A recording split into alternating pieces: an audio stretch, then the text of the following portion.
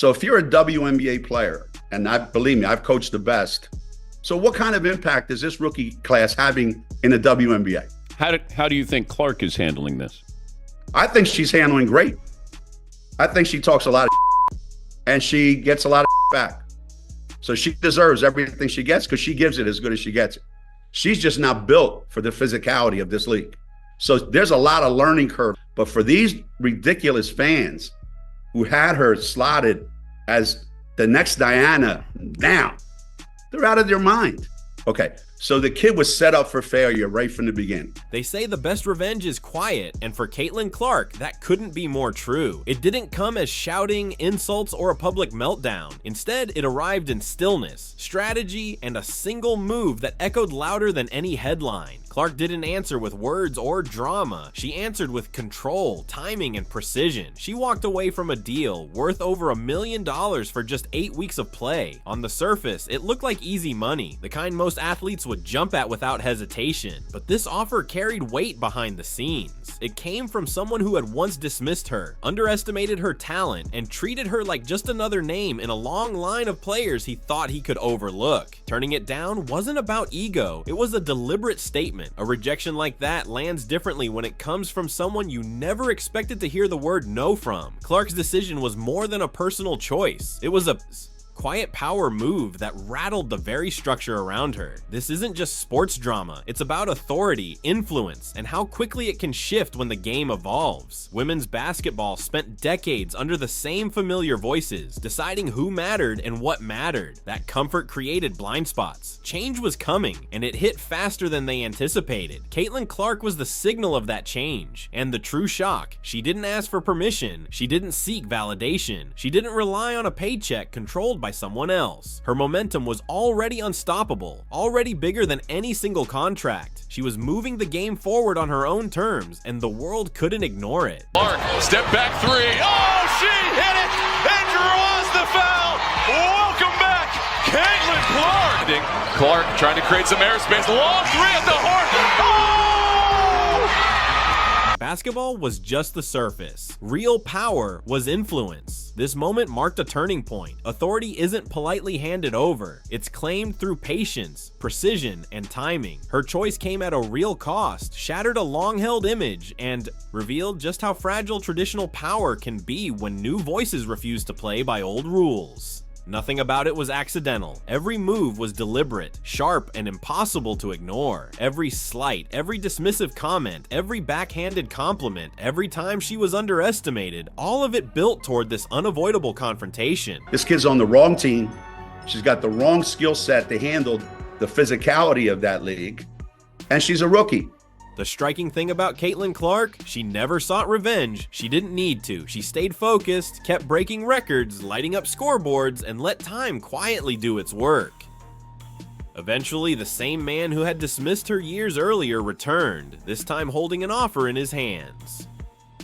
When that moment came, there was no hesitation, no doubt. What happened next went far beyond a game, a rivalry, or even money. This wasn't just a decision to decline a league deal. It was Caitlin Clark quietly dismantling the foundation beneath one of women's basketball's most powerful figures, using nothing more than patience and leverage. Every historic downfall begins with a miscalculation. For Geno Auriemma, it wasn't a bad rotation or a March loss. The mistake ran much deeper. It was a blind spot. A choice to ignore what was staring him straight in the face. If you're a college player and you're a great college player, like Caitlin was, the delusional fan base that follows her disrespected the WNBA players by saying she's going to go in that league and tear it apart. A choice that would come back to echo in ways no one could have predicted. Long before Caitlin Clark became the face of women's basketball, before sold-out arenas, record-breaking TV ratings, and national awards, she was just a kid chasing a dream. Like so many young talents, that dream led straight to UConn. UConn wasn't just a school, it was the benchmark, the dynasty everyone measured themselves against. A pipeline of legends like Diana Taurasi, Maya Moore, and Breanna Stewart. The name carried power, history, and dominance all in one. For Clark, it symbolized the summit, the ultimate proving ground, the place where success in women's basketball was defined. When recruitment came, everything seemed aligned. A generational talent with deep,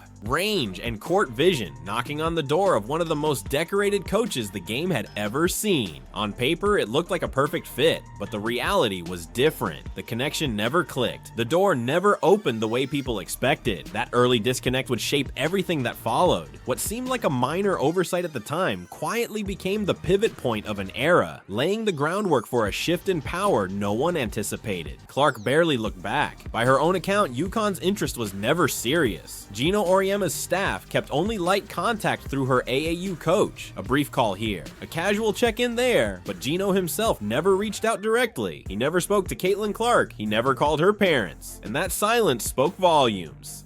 This rookie class isn't even one of the best rookie classes in the last 10 years.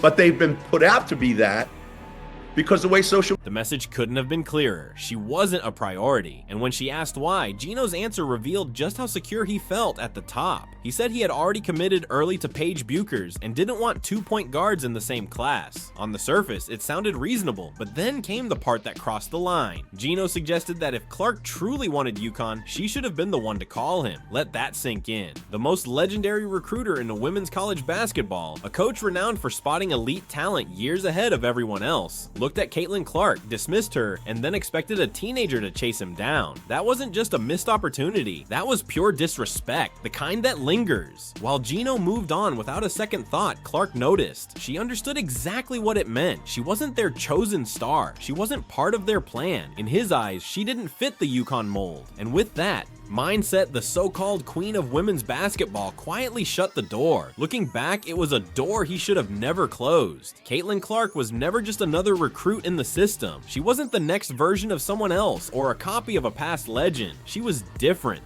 a rare force waiting for the right stage. By the time they realized it, the opportunity was gone. Who would have thought that all those years ago back in Des Moines, Iowa, that this would be the case right now? We knew what we had in Caitlin back in Iowa City, and we knew the attention that she was bringing around the Big Ten and the collegiate basketball.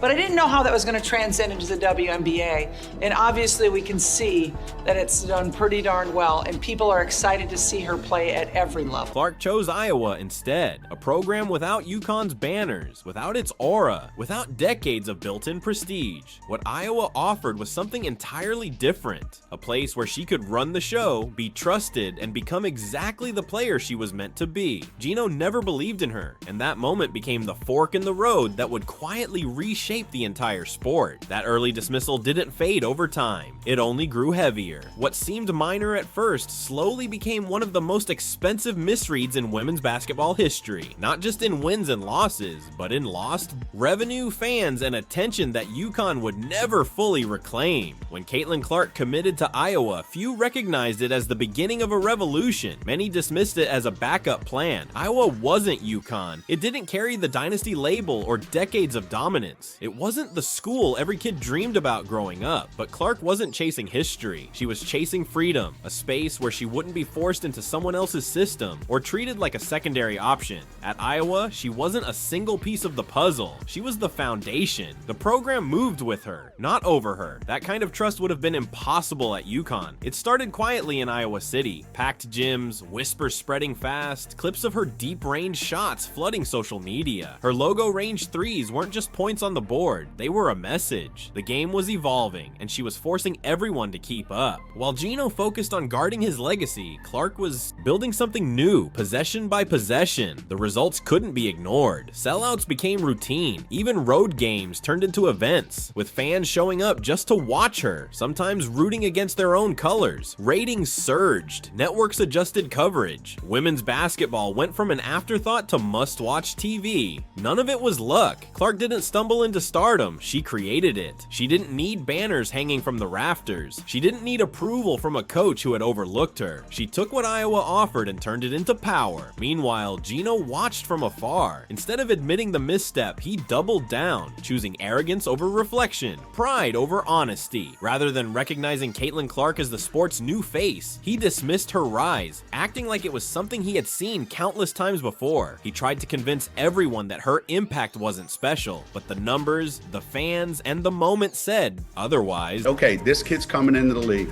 and Diana said it best. This kid's in for a rude awakening. Everyone else could see it. This was something different. While UConn clung to a fading version of dominance, Caitlin Clark was redefining what dominance even meant. She wasn't just piling up wins. She was shifting where attention went, where money flowed, and who held real influence in women's basketball. Young fans weren't dreaming about wearing UConn blue anymore. They wanted her jersey. That kind of shift wasn't something Geno could manage or control. You could downplay a player. You could argue over stats. You could insist she was just another name from the past. But you couldn't stop belief from spreading, and Clark's belief ignited everywhere it touched. As her reach grew beyond Iowa, the narrative started to change. Her name traveled internationally. Media coverage followed her into the WNBA. The more visible she became, the more Geno's early dismissal looked less like confidence and more like lingering resentment. What he had written off as a minor oversight was becoming a public reminder that his grip on the sport was slipping. For a time, he stayed silent. That pause could have been an opening. He could have owned the mistake. He could have recognized what made her exceptional. That kind of honesty might have reshaped his own story, but humility was never his style. When he did speak about Clark, the pattern continued. A quick compliment wrapped in a subtle downgrade. She was fearless, he said. She played like a kid in a driveway.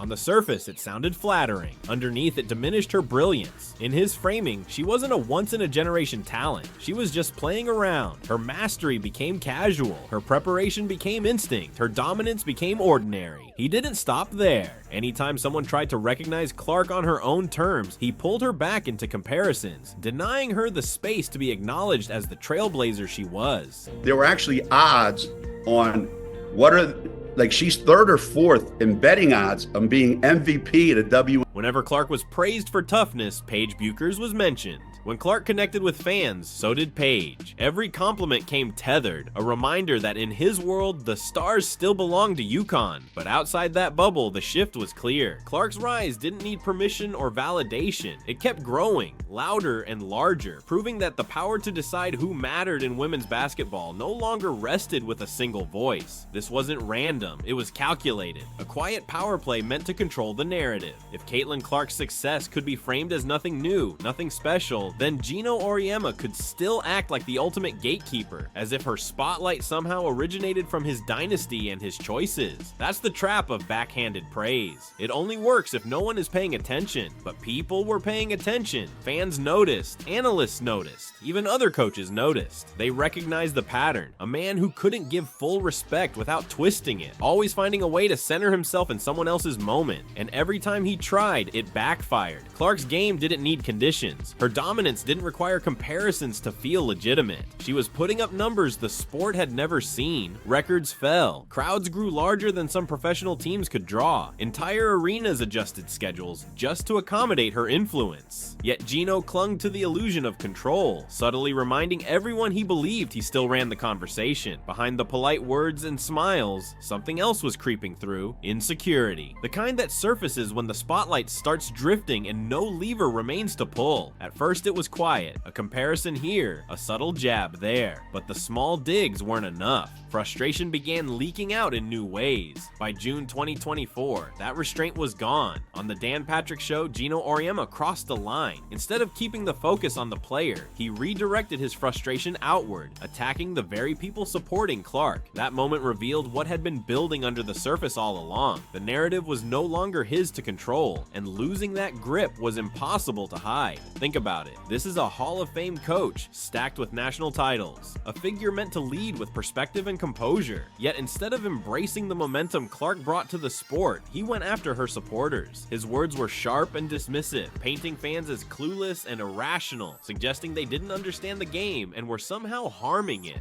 And why? Because fans believed Clark could finish in the top 4 of MVP voting as a rookie. To him, that wasn't optimism, it was mockery. In his view, Clark's supporters weren't passionate, they were a nuisance. And in that moment, Geno Auriemma crossed a line he could never walk back. These people are so disrespectful and so unknowledgeable and so stupid that it gives women's basketball. This was no longer basketball analysis. This wasn't film breakdowns or professional critique. It had become personal. Every comment was aimed squarely at the wave of energy surrounding Caitlin Clark. The families filling arenas, the kids wearing her jersey, the casual fans tuning in for the first time simply because her game pulled them in. This wasn't just another opinion floating in the ether. When Geno Auriemma speaks, people listen, and in that moment, his words revealed more than he probably realized. By attacking her supporters, he was really attacking her rise, dismissing the excitement, the numbers, the foundation of belief that had formed around her. He tried to position himself as the final judge, confident that time would prove him right. But here's where the story flips. Clark didn't respond publicly, no posts, no interviews, no headlines. She didn't need to. She answered where it mattered most, on the court, and the answer was unmistakable. Rookie of the Year, All WNBA First Team, 4th place in MVP voting, exactly where the fans had predicted from day one. The same fans he mocked as uninformed turned out to be right. That sequence didn't just validate Clark, it dismantled the credibility of every dismissive comment aimed her way. What was meant to undermine her became one of the most poorly aged takes in recent sports memory. The gatekeeper he once claimed to be slipped further from view, replaced by the image of someone struggling to accept that the game had moved on without him. Clark's success was never just personal validation, it became collective validation. Every fan he ridiculed, every kid he brushed off, every supporter he labeled clueless, all of them were proven right. He wasn't criticizing them because they were wrong, he was criticizing them because they were right. Revenge usually comes with noise, arguments, headlines, back and forth battles. Clark's response was the opposite, quiet. Her silence carried more weight than anything he could say. She didn't defend herself. She didn't fight back on social media. She simply played basketball, and in doing so, turned every criticism into a contradiction. While Geno questioned the hype in studios, Clark was rewriting expectations on the floor, night after night. Deep-range threes, handles that froze defenders, passes that replayed endlessly. She wasn't just surviving her rookie season, she was defining it. Rookie of the Year, All WNBA First Team, 4th in MVP voting. Every award reinforced the same point. Her critics were wrong, her fans were right, and her dominance couldn't be framed away. As she rose, his words began to age badly. What once sounded confident now sounded insecure. He tried to frame himself as the ultimate judge of talent, the authority on what mattered. But Clark's rise exposed how little control he actually had. She never sought revenge. She never chased validation. She played her game, stayed true to herself, and let results speak.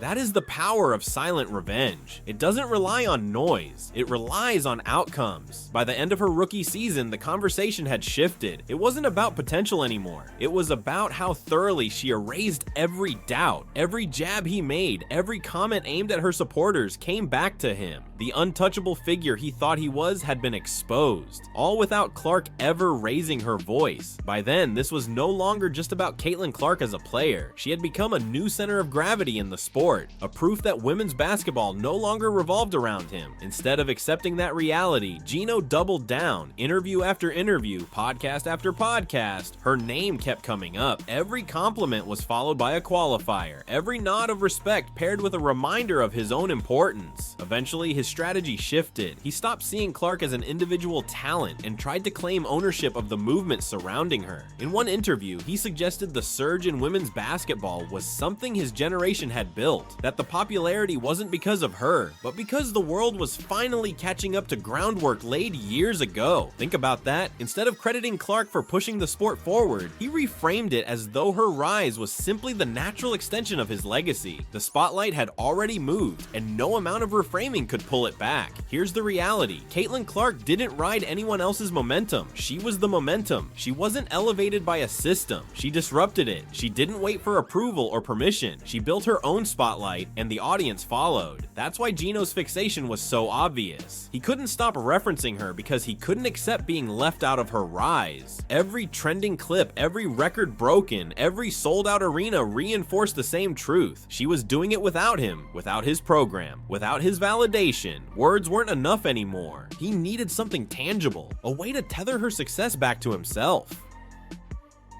I wanted UConn to recruit me. I always wanted Geno to call me just because he's Geno. Like, he's one of the best coaches of all time. Geno never called me. I have a chance to beat UConn on the biggest stage in front of 14.2 million people. Obviously, I was licking my chaps. Geno Auriemma was looking for a way to tie Clark's star power to himself. That's where the $1 million offer came in. By this point, he had tried every angle. He dismissed her early. He downplayed her supporters. He attempted to control the narrative with comparisons and subtle put-downs. When none of that worked, he reframed her success as a byproduct of the system he claimed to have built. But Clark kept rising and his influence continued to fade. Then a new opening appeared. On the surface, it looked like redemption, a chance to reposition himself, not just as a coach, but as a business figure in the sport. The project was unprecedented. A new 3-on-3 basketball league co-founded by Brianna Stewart and Nafisa Collier, with Geno deeply involved behind the scenes. It had funding, buzz, and ambition, but it lacked a central figure. For all the star power attached to the venture, there was one truth nobody could ignore. There was only one player capable of instantly legitimizing it, of pulling in credibility, attention, and momentum all at once. Only one player who could draw millions of fans who had just discovered women's basketball. One star big enough to carry an entire league on her shoulders. That player was Caitlin Clark. After years of ignoring her, downplaying her impact, and tossing subtle shots her way, Geno finally reversed course. Reports later confirmed that Unrivaled offered Clark over $1 million for an 8-week season, one of the richest deals ever presented to a women's basketball player. The irony was impossible to miss. The same man who never called her during recruiting was now extending a massive check, hoping she would become the face to save his project. The coach who spent years questioning her hype was now trying to profit from the attention he once dismissed. The one who mocked her supporters was now relying on those fans to buy tickets, stream games, and give the league legitimacy. The roles had completely flipped. Geno went from gatekeeper to pitchman, from power holder to someone needing a favor. This wasn't just about money, it was personal. Securing Clark would have let him reconnect her success to his influence, reposition himself at the center of a story he had lost control of. But Clark didn't see it as an opportunity. She saw pressure. She saw a move designed to pull her back into a system that had never truly believed in her. To her, it wasn't respect, it was desperation. The $1 million offer was meant as a reset, a lifeline, a way for Geno to reclaim relevance by attaching himself to her shine. He had the league, the resources, the platform, everything but her signature. What he didn't account for was how little she needed him. Clark didn't hesitate. She didn't negotiate publicly. She didn't soften the moment with explanations. She simply said no. That single decision carried more weight than years of commentary, interviews, and dismissals. It shut the door cleanly. What was meant to be his checkmate exposed his lack of control entirely. This wasn't just a business choice. It was a statement made without drama, and it landed harder than anything he had ever said about her. When Clark declined, she wasn't just turning down a contract, she was turning down him, his approval, his system, his last attempt to make her story revolve around him. The message was crystal clear. She didn't need his league, his backing, or his validation. She had already built her own lane, and she was moving forward without looking back. For Geno, the moment was devastating. The same man who couldn't be bothered to make a phone call was now offering over $1 million, and she declined quietly, firmly, without drama. That kind of rejection hits harder than words ever could. What's the score? We're down 6. Start the second half in Cleveland, Ohio. Clark is going to spin away from traffic, double screen, gets open, and hits. Clark, her three is good, plus the foul. Clark, step back three, you bet. Will do it. Iowa survives Connecticut. With Clark stepping away, Unrivaled lost its anchor, its pull, its identity. That offer was never just about money, it was an admission. The league needed her far more than she needed it. The moment she declined, the excitement surrounding the project evaporated almost instantly. Fans began questioning what the league truly had without her. Online, the reaction was merciless. After years of dismissing her, he was now relying on her to save him. Clark ended what he thought was a long chess match with a single move. She didn't didn't argue. She didn't justify herself. She simply walked away, and that quiet choice carried weight. The truth was undeniable. Geno's era was fading. His influence was no longer absolute. Clark didn't just take the spotlight. She removed the illusion of control. This wasn't about regret, though of course he felt some. The bigger story was what her decision represented. What happens when a generation of coaches, executives, and power players realizes they are no longer the center of the sport. Clark's refusal wasn't just personal, it was a signal. Players no longer need permission to shine. They no longer have to fit into old systems to matter. They can build their own brands, command their own audiences, and walk away from massive offers without hesitation. Geno was just the first to feel the impact, and he won't be the last. Maybe the old saying about revenge was wrong. Maybe the strongest response doesn't need heat, noise, or drama. Maybe the most powerful statement is quiet. One calm, decisive choice at the perfect moment. Clark didn't lash out. She kept winning. She kept growing. She kept building. And when it mattered most, when the question of power was tested, she answered without hesitation. This was never about a contract. It was about control. For decades, the old guard dictated who mattered in women's basketball. If you wanted greatness, you had to go through them. That unspoken rule ended with Clark. She didn't need banners to define her. She didn't need a legendary coach to legitimize her talent. She didn't play by rules written before her. She wrote her own by saying no to the person who once overlooked her. She proved something bigger than any deal. The future doesn't belong to gatekeepers. It belongs to the players. That is why this moment cut so deep. Geno's biggest mistake wasn't missing Clark early. It was believing the sport couldn't move forward without him. Now the game is bigger, louder, and more global than ever, and it's doing so without his fingerprints on it.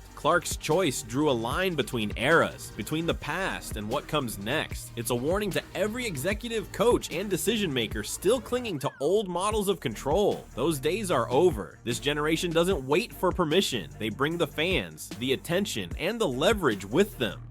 Clark showed how it's done. No speeches, no demands, just consistency and confidence. When the moment came to show who held the power, all it took was one word. The question isn't whether he regrets it. That's already obvious. The question is, who will be next to misread the shift? Who will realize too late that the game has passed them by? The warning has been delivered, quietly, clearly, and the future isn't asking for permission. This is how the story ends. Not with chaos, not with noise, but with clarity. Caitlin Clark never needed revenge. The truth did the work for her. She didn't tear anything down in anger. She built something so strong that the old structure collapsed on its own. One decision, one refusal, one quiet moment made it clear where the power now resides. What started as doubt became dismissal. Dismissal turned into obsession, and what ended it all was silence. No speeches, no explanations, just results that couldn't be denied. Clark didn't chase validation from the past. She invested in the future, moving forward while others were stuck looking backward. This wasn't just a sports story. It was a shift, a warning, proof that the game no longer belongs to gatekeepers who think influence lasts forever. The next era is already here, driven by players who know their worth and aren't afraid to walk away from anything that doesn't serve them. This won't be the last time a powerful figure misreads the moment. It's only the first chapter of what's coming. If you want the stories they don't want you paying attention to, the behind-the-scenes power moves, the moments that quietly change the game, stay locked in with Courtside Leaks. This is where the real story gets revealed. Every angle, every leak, every backstage twist, every moment they won't show you. Hit like, subscribe, comment, and share. Stay tuned with Courtside Leaks, your home for the truth behind the WNBA headlines.